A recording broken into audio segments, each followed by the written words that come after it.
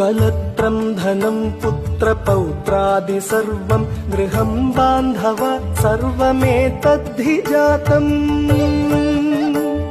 मनश्चेन्न लग्नं गुरोरङ्घ्रिपत्नी ततः किं ततः किं ततः किं ततः किम्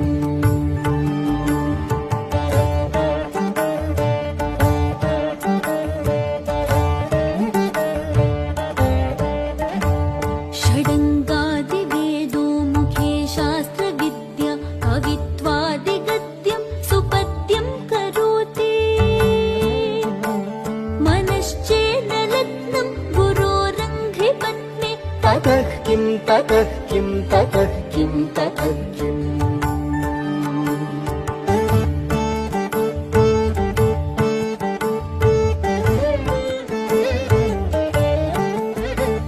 विदेशेषु